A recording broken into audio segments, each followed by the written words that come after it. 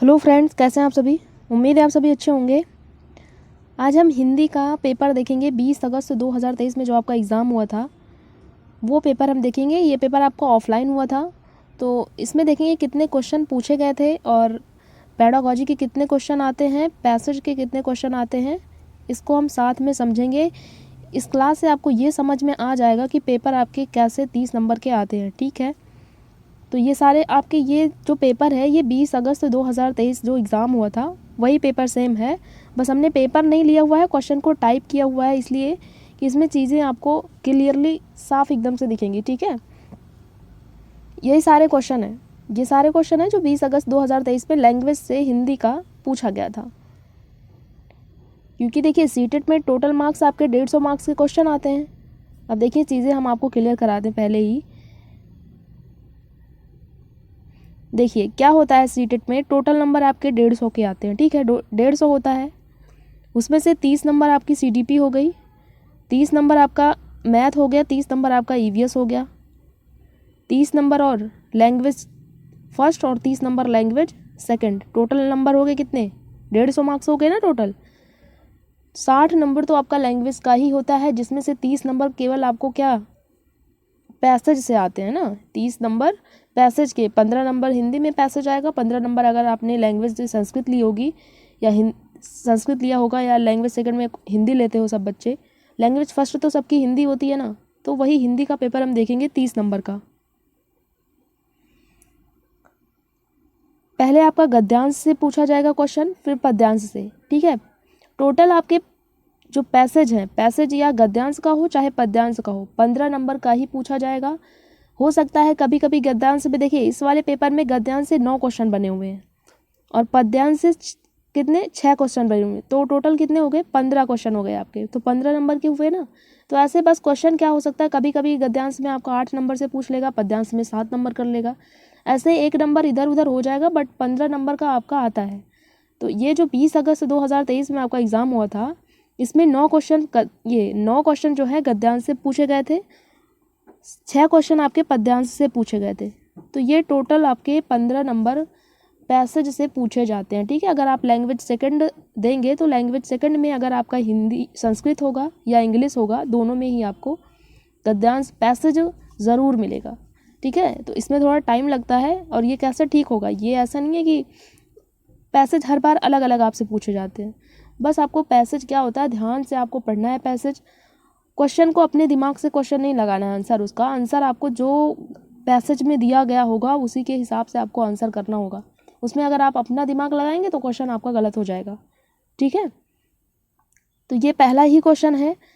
अब देखिए क्वेश्चन हमने स्टार्ट किया है 91 से। क्यों 91 से ही स्टार्ट किया है, क्योंकि आपके पेपर में हिंदी जो है, क्योंकि 30 नंबर की सीडीपी हो जाएगी, 30 नंबर का आपका ईवीएस 60 हो गया, 30 नंबर की मैथ 90, उसके बाद आपकी लैंग्वेज रहेगी फर्स्ट हिंदी और लैंग्वेज सेकंड आपकी संस्कृत हो जाएगी या इंग्लिश हो जाएगी। ठीक, क्लियर हुआ टोटल। तो देखिए इसमें पहला हम क्लास को करेंगे स्टार्ट। इसमें पहले हम पैसेज को ध्यान से पढ़ेंगे क्योंकि आंसर हमें यहीं से करना है। देखिए 91 से 99 तक के क्वेश्चन हैं, 9 क्वेश्चन आपको गद्यांश से आएंगे। और इसमें देखिए आपको ज़्यादा ग्रामर नहीं पढ़ना कि आप ग्रामर पढ़ने बैठ जाओ। ग्रामर के आपके 2-3 क्वेश्चन एकदम नॉर्मल से आते हैं, आप उसको कर लोगे। अभी देखने कैसे ग्रामर से क्वेश्चन पूछे गए हैं, पूरा ग्रामर आपको नहीं पढ़ना। 15 नंबर का पैसेज, 15 नंबर की आपकी पेडागॉजी आती है, लैंग्वेज फर्स्ट हो या लैंग्वेज सेकंड हो। ठीक है,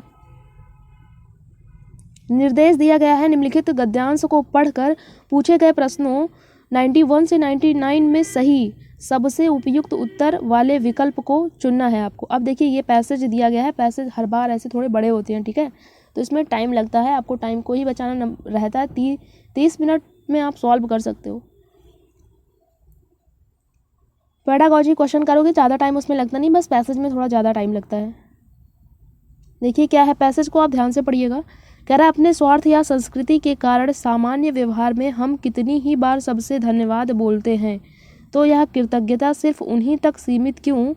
हमें मानव जन्म देने वाले ईश्वर के लिए और जलवायु भोजन, यहाँ भोजन रहेगा। ठीक है, जलवायु भोजन ऊर्जा जैसे बहुत सारे उपहार देने वाली प्रकृति के लिए भी क्यों नहीं।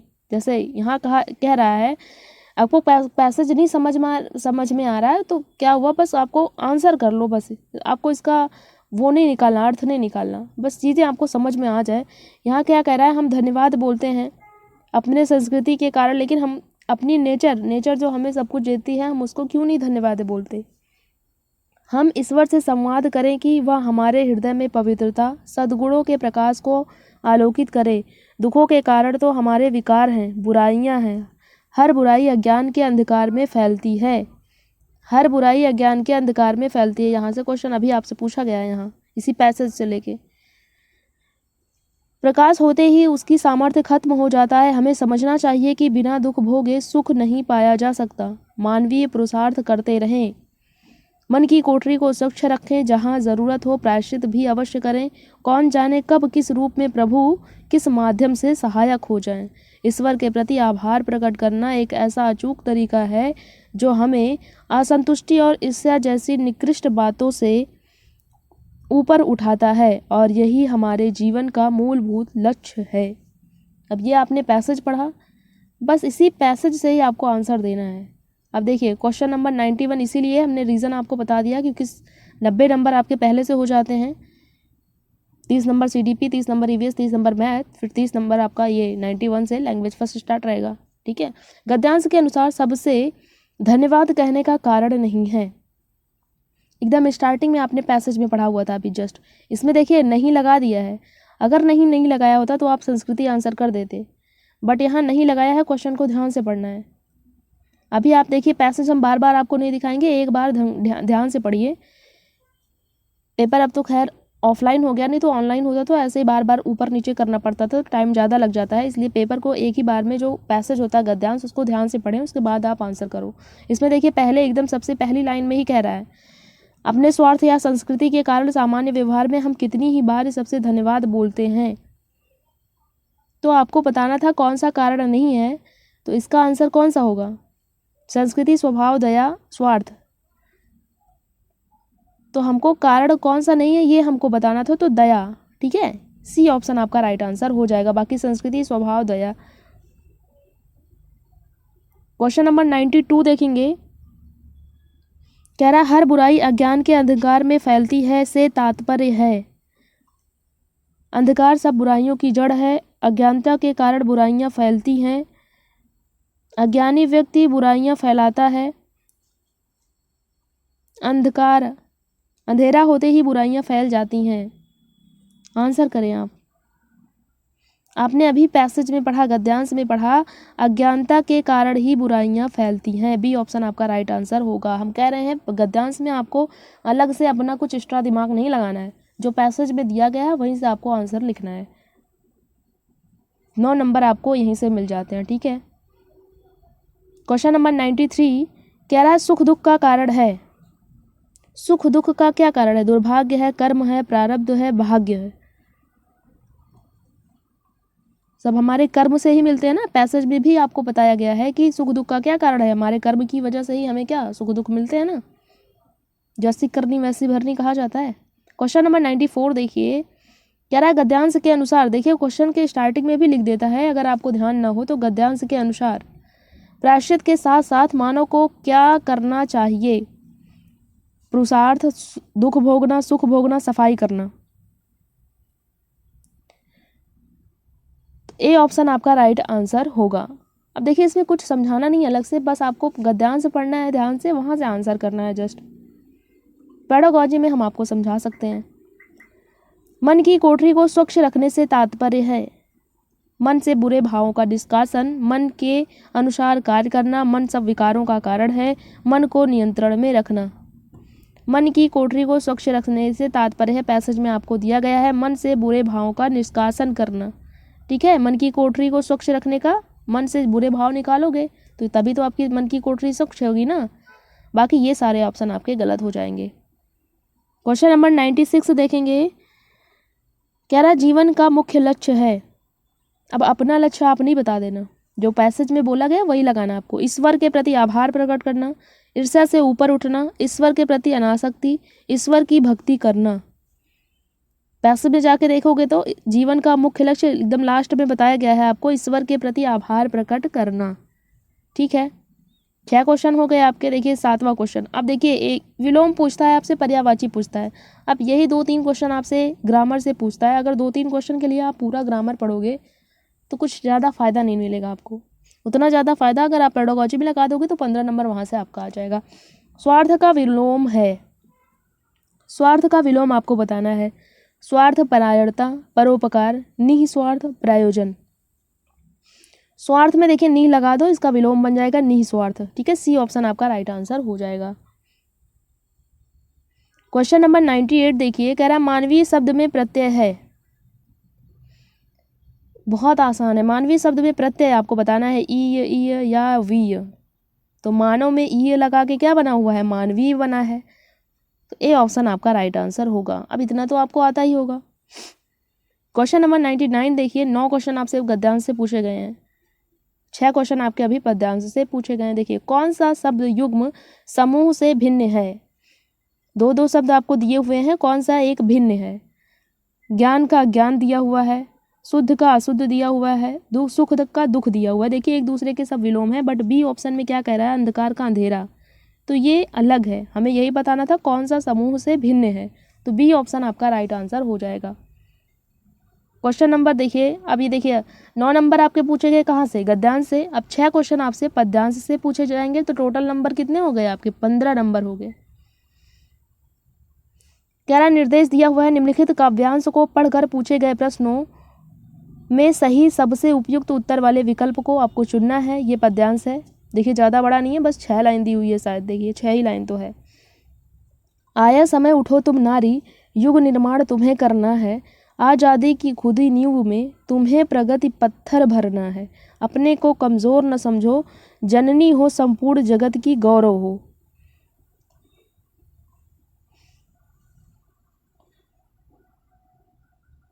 अब ये आपका क्या है, पद्यांश है। अब यहाँ से आपको देखिए क्वेश्चन पूछा हुआ है, इसी पैसेज से आपको बताना है कविता का मुख्य स्वर क्या है, किसके बारे में बात की गई है। नारी शक्ति, स्वतंत्रता, गौरव गाथा, युग निर्माता।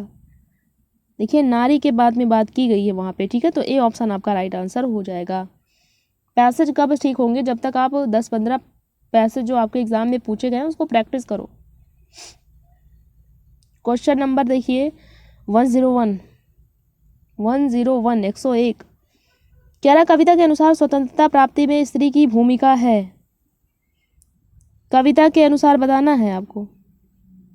नगण्य है, अप्रासंगिक है, औसत है, संज्ञान योग्य है। देखिए नगण्य नहीं है, अप्रासंगिक भी नहीं है, औसत भी नहीं है, संज्ञान योग्य है। डी ऑप्शन आपका राइट आंसर होगा। क्वेश्चन नंबर देखिए 102 कह रहा स्त्री के लिए किस विश्लेषण का प्रयोग नहीं किया गया है। स्त्री के लिए किस विश्लेषण का प्रयोग नहीं किया गया है। अबला का, गौरव का, सबला का, नींव का। देखिए अबला का प्रयोग इसका नहीं किया गया है। इसमें क्वेश्चन में पूछ रहा था स्त्री के लिए किस विश्लेषण का प्रयोग नहीं किया गया है, तो अबला का। देखिए गौरव का तो प्रयोग किया गया। सबला, सबला में क्या है, नारी कमजोर नहीं है, सबल है वो। न्यू, तो अबला का प्रयोग नहीं किया गया। ये ऑप्शन आपका राइट आंसर होगा। क्वेश्चन नंबर 103 देखिए, स्त्री की निर्माणकारी शक्ति का भाव कविता की किस पंक्ति में निहित है। स्त्री की निर्माणकारी शक्ति का भाव किस पंक्ति में निहित है। जननी हो संपूर्ण जगत की, कमजोर न समझो, युग निर्माता तुम्हें करना है, आज़ादी की खुदी नींव। तो देखिए जननी, जन्म देने वाली, संपूर्ण जगत की, स्त्री की निर्माणकारी। ए ऑप्शन आपका राइट आंसर होगा। क्वेश्चन नंबर 104 कह रहा है कविता के अनुसार स्त्री को स्वयं की शक्ति को पहचानना होगा, जननी के रूप में ही रहना होगा, गौरव गान करते रहना होगा, पत्थर भरने का कार्य नहीं करना होगा। स्वयं की शक्ति को पहचानना होगा। ठीक है, ए ऑप्शन आपका राइट आंसर होगा। चीज़ें समझ में आ रही है ना, इसमें ज़्यादा कुछ समझाना नहीं है, बस आपको गद्यांश पद्यांश पढ़ना है, वहाँ से आंसर करना है। ठीक है, क्वेश्चन नंबर 105 देखिए, कह रहा जननी हो संपूर्ण जगत की पंक्ति में कौन सा अलंकार है। देखिए जावड़, जननी हो संपूर्ण जगत की। देखिए 1 से 2 बार जा पूछा गया ना, तो ये कौन सा अलंकार है, रूपक है, यमक है, अनुप्रास है, उपमा है, अनुप्रास अलंकार है। ठीक है, सी ऑप्शन आपका राइट आंसर है। बस 3-4 चीज़ें ग्रामर से आपकी पूछी जाती हैं। कभी अलंकार पूछ लेता है, पर्यायवाची पूछ लेगा, विलोम पूछ लेगा, प्रत्यय पूछ लेगा, बस ज़्यादा कुछ नहीं पूछता। बस यही नॉर्मल सा ग्रामर से आपसे पूछा जाता है। अब देखिए 15 नंबर आपके हो गए। 15 नंबर आपके पेडागोजी से पूछे जाते हैं, ये फिक्स है। ठीक है, 30 नंबर जो लैंग्वेज का होता है, 15 नंबर पैसेज, 15 नंबर की पेडागोजी। अब देखिए इसमें क्या कह रहा है, निर्देश निम्नलिखित प्रश्नों के उत्तर के लिए सही सबसे उपयुक्त विकल्प आपको चुनना है। सबसे उपयुक्त विकल्प। क्वेश्चन नंबर 106, कक्षा 3 की अध्यापिका अपने शिक्षार्थियों को नई शब्दावली से परिचित करवा रही है। निम्नलिखित में से कौन सा नई शब्दावली को सीखने का प्रभावशाली तरीका है? नई शब्दावली सीखने का प्रभावशाली तरीका कौन सा है, यह आपको बताना है। कक्षा 3, ज़्यादा बड़ा बच्चा नहीं है। ठीक है, ध्यान में रखना है आपको। ये पेपर 1 का है। ठीक है, ये पेपर 1 का पूरा पेपर है जो 20 अगस्त 2023 में आपसे पूछा गया था। पेपर 2 का भी हम कल करवा देंगे। ठीक है, देखिए ए में क्या कह रहा है, अध्यापिका बच्चों को शब्दों की ठोस परिभाषा बताएं। इससे शब्दावली सीखने का प्रभावशाली तरीका है कि आप परिभाषा रट्टा लगवाएं। बी कह रहा है, अध्यापिका स्थिति विशेष के अनुसार उसे शब्द का अर्थ समझाने की कोशिश करें।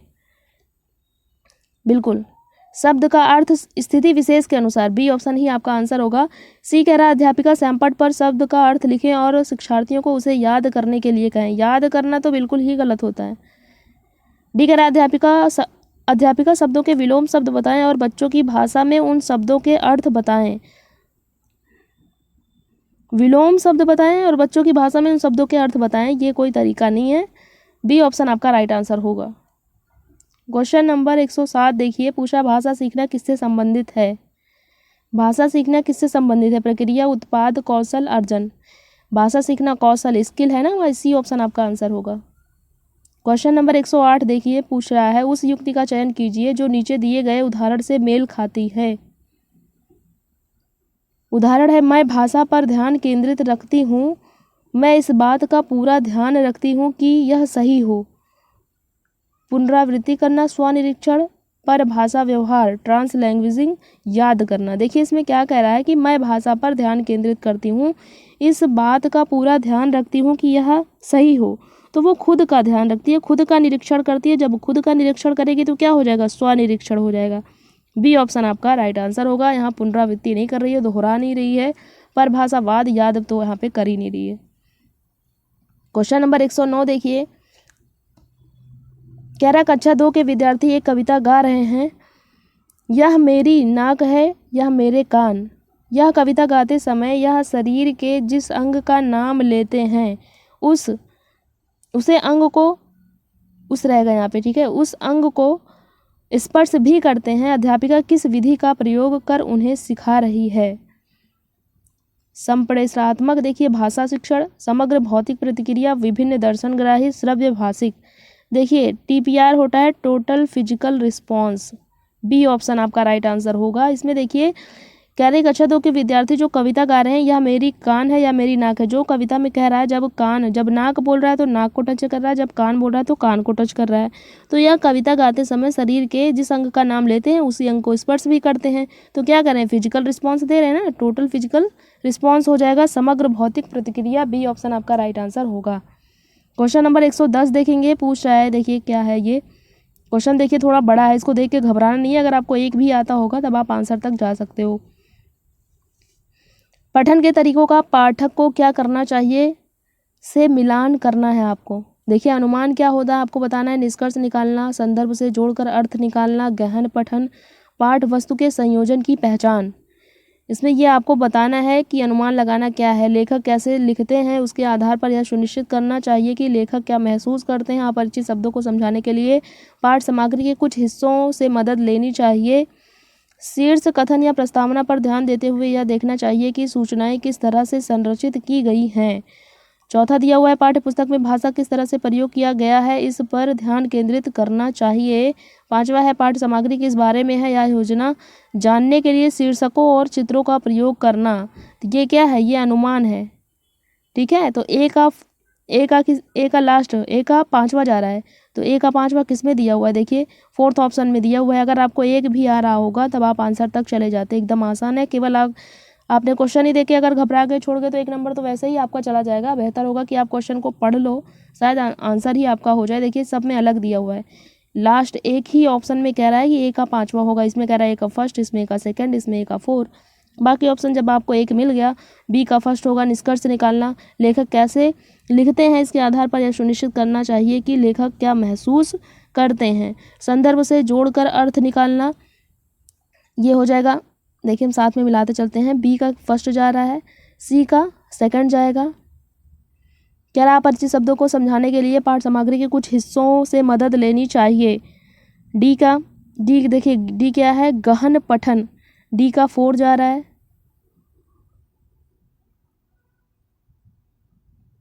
डी का 4 जा रहा है, ठीक है।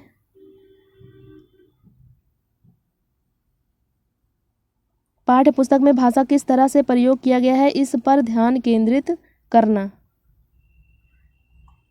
ई का 3rd जा रहा है। पाठ्य वस्तु के संयोजन की पहचान, शीर्ष कथन या प्रस्तावना पर ध्यान देते हुए यह देखना चाहिए कि सूचनाएं किस तरह से संरचित की गई हैं। क्वेश्चन नंबर 111 कह रहा विद्यार्थी पिछली इकाई से शब्द लेकर 5 प्रश्नों के उत्तर समूह में देने का काम कर रहे हैं।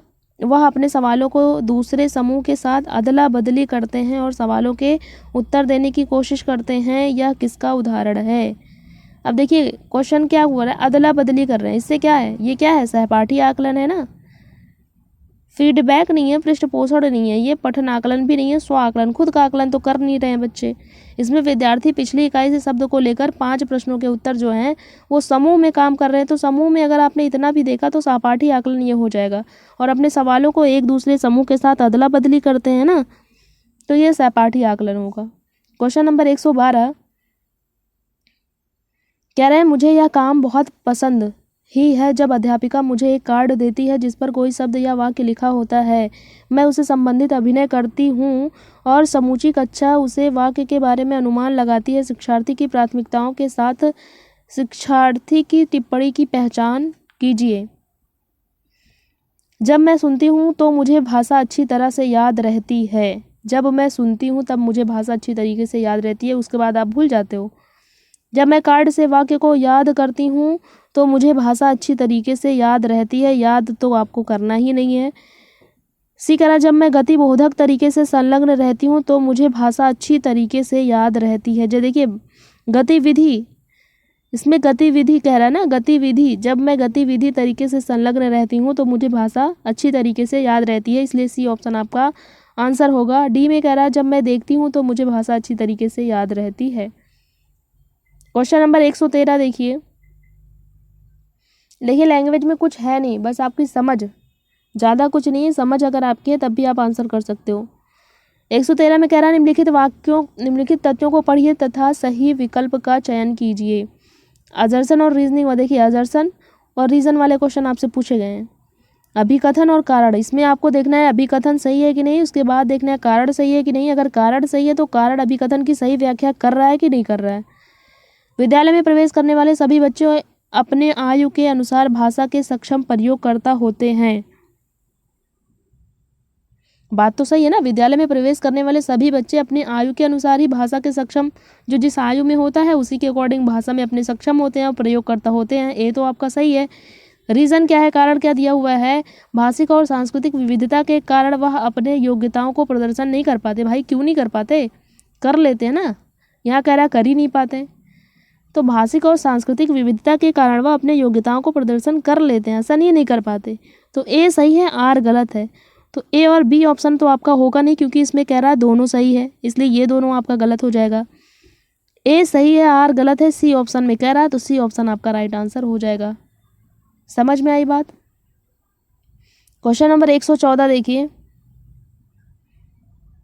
कह रहा कक्षा 5 का मंजीत अपने अध्यापक से अलग शैली में बात करता है। वह अपने मित्रों से कुछ अलग तरह से और एक 2 वर्षीय बच्चे से कुछ अलग तरह से बात करता है।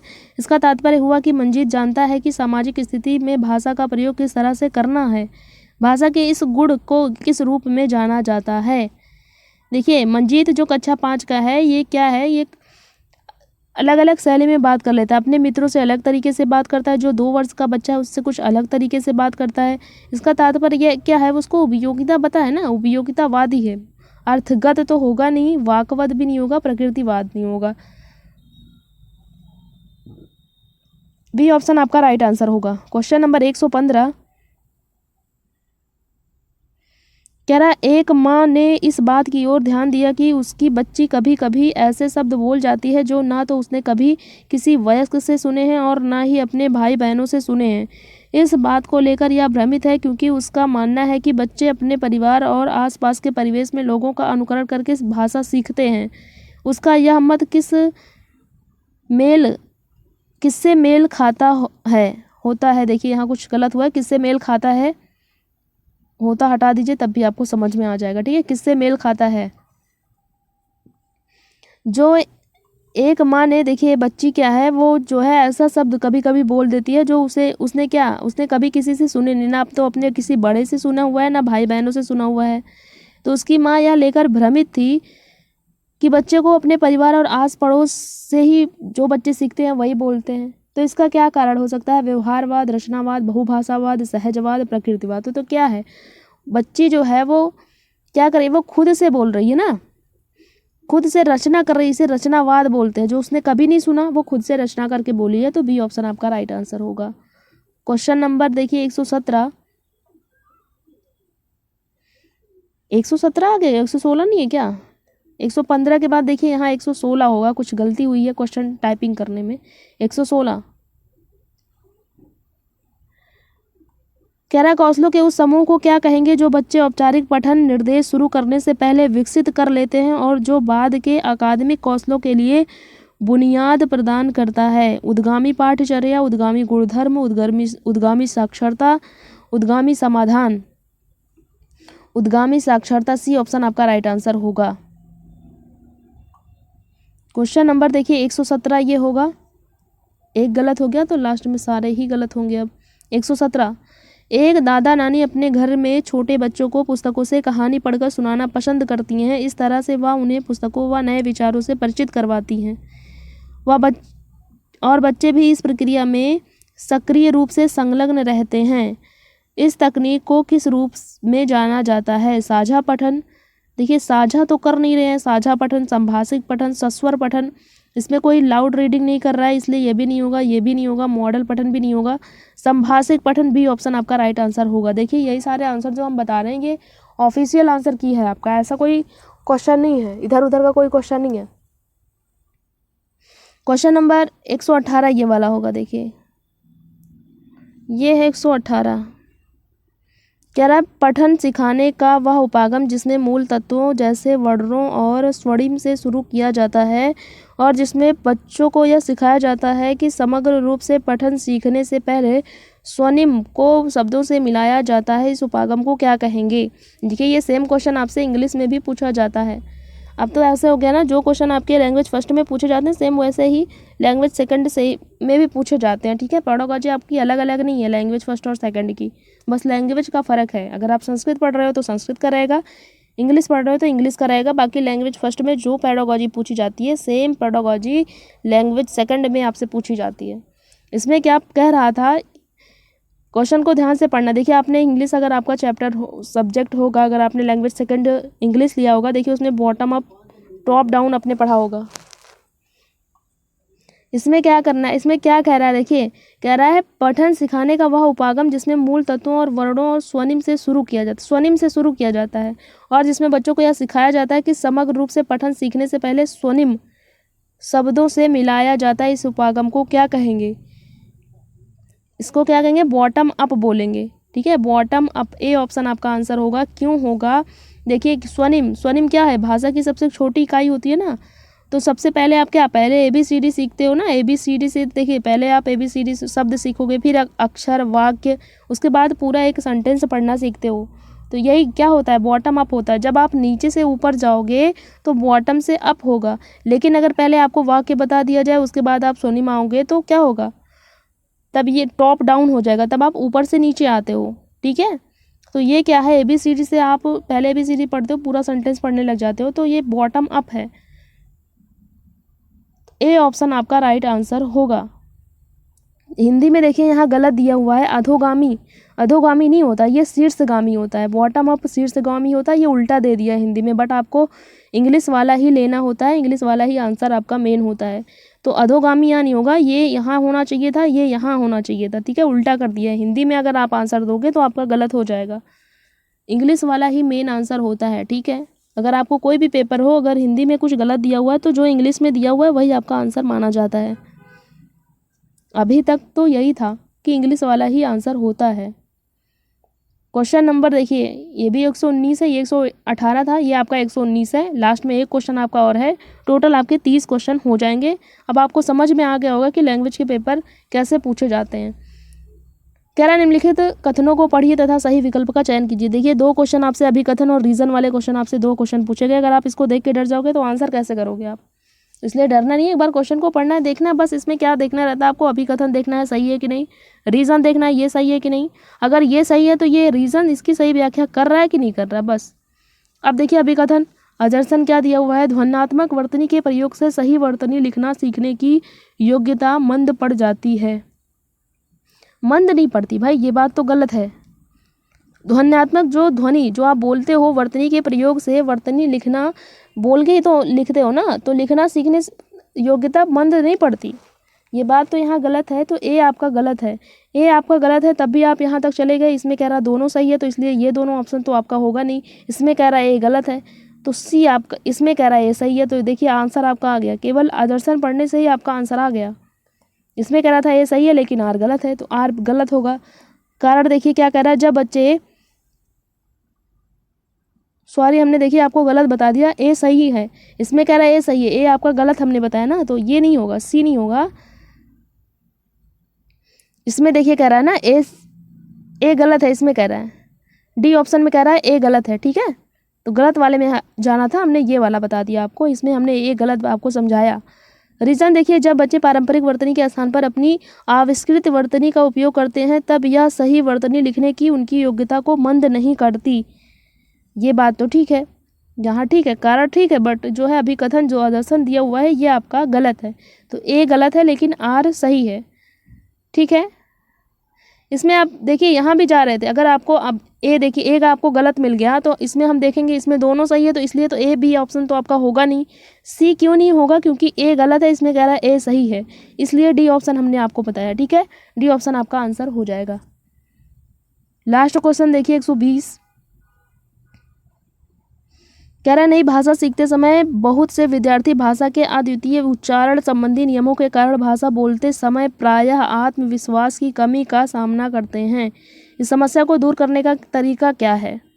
देखिए नई भाषा सीखते समय बहुत से विद्यार्थी क्या होते हैं, वो भाषा का उच्चारण, आत्मविश्वास की कमी हो जाती है। इसको दूर करने का, समस्या को दूर करने का तरीका कौन सा है, देखिए 4 ऑप्शन आपको दिए गए हैं। एक कह रहा है कक्षा में ऐसे खेलों जैसी गतिविधियां का प्रयोग किया जाए जिसमें मौखिक अंतःक्रियाएं अधिक हो, बात तो ठीक है। बी कह रहा है काउंसलर के साथ विशेष वाक थेरेपी सत्र आयोजित किया जाए और ड्रिल माध्यम से अभ्यास कराए जाएं, ये तो गलत बात है, ड्रिल ये तो एकदम गलत है, थेरेपी वेरेपी अभी आपको नहीं करनी।